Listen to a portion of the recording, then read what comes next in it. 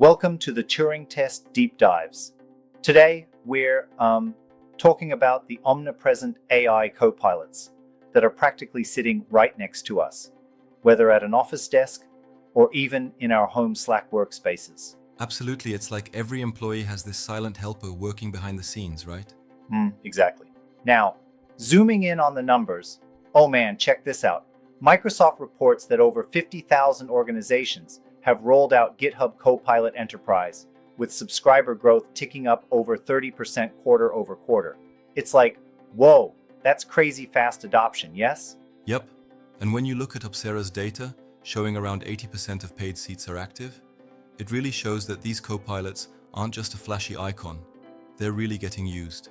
Right, which brings us to the big burning question. Are these AI copilots seriously boosting productivity, or are they just shifting our work around? That's a great question. Early surveys seem promising though.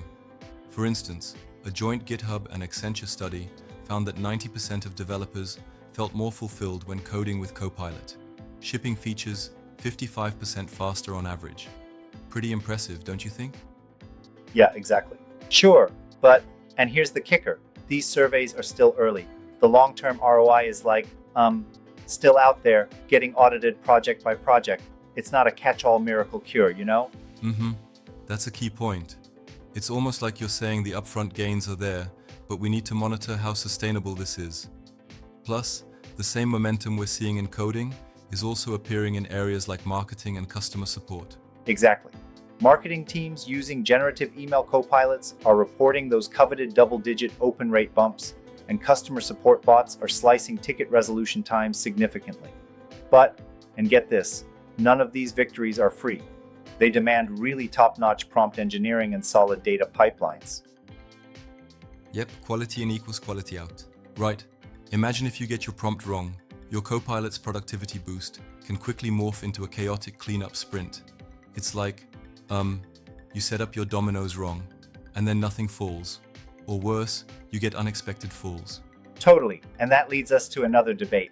Should every worker upskill in AI prompt craft, or should these tools be designed to hide all that complexity? Yeah, I've heard from EY's America's consulting CTO saying that mass upskilling might be, well, kind of silly. Workers shouldn't need to get into the nitty-gritty of transformer mechanics to benefit, right?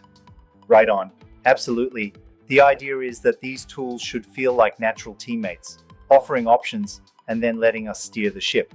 But then again, teams that invest in prompt literacy workshops often squeeze far more nuanced output out of these models. So maybe it's a spectrum, minimum friction for everyday tasks and a deeper level for power users?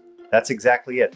It's kind of like having a basic autopilot for casual flights and an advanced one for when you need to navigate stormy weather. Now, another heavyweight question here is data security. How do companies keep our sensitive information safe when these copilots are sitting in on every conversation? Oh, totally critical. Take finance, for instance, a sector that's extremely sensitive.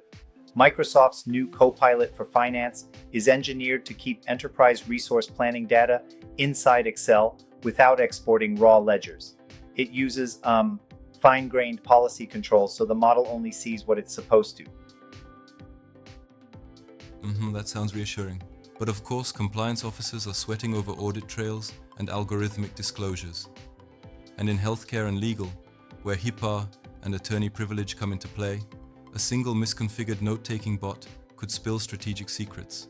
Right. CISOs are practically drafting access matrices as meticulously as developers churn new code. You know, it's a delicate balancing act, boosting productivity while maintaining rock-solid data security. And speaking of balance, let's chat about ownership of the output.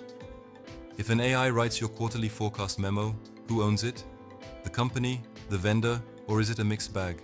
Yep, that's a major gray area.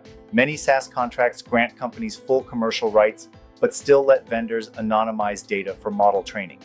Now, throw into this scenario that the Copilot outputs something too close to copyrighted material from its training data, and bam, you've got a legal sticky situation.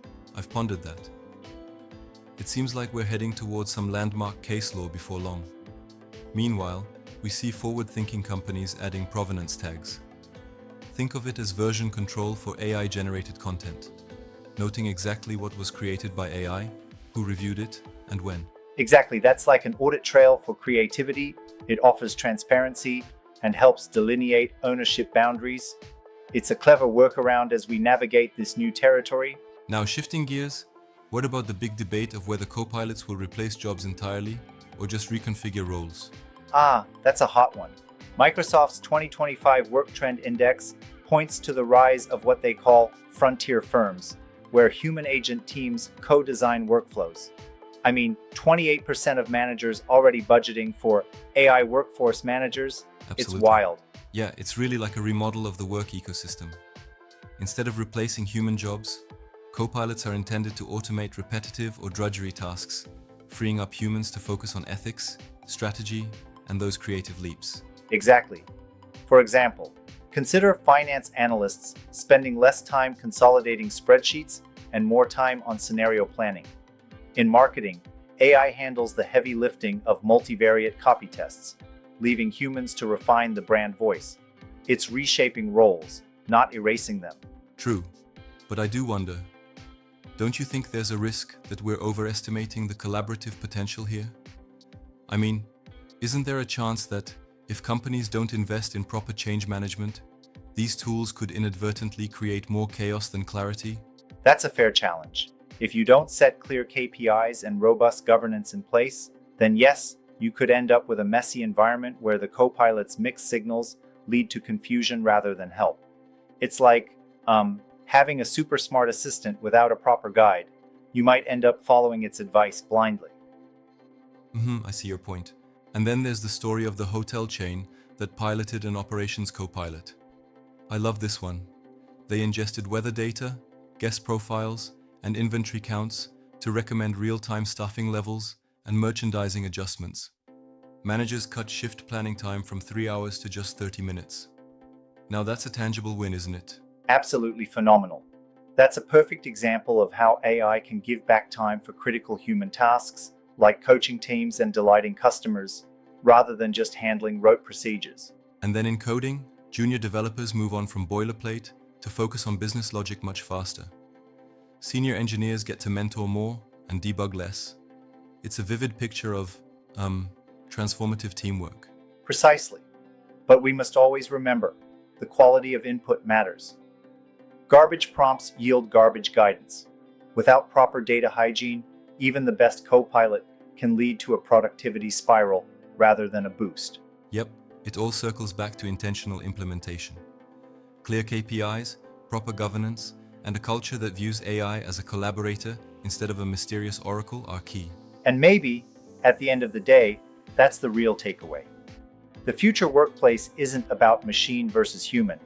It's about human plus machine, each amplifying the other's strengths. Totally agree.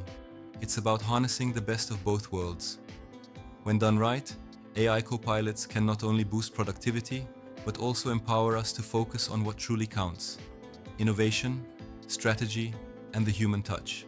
Exactly. Turning every challenge into an opportunity for growth is the ultimate dividend. That's what makes this revolution so exciting and a bit unpredictable too.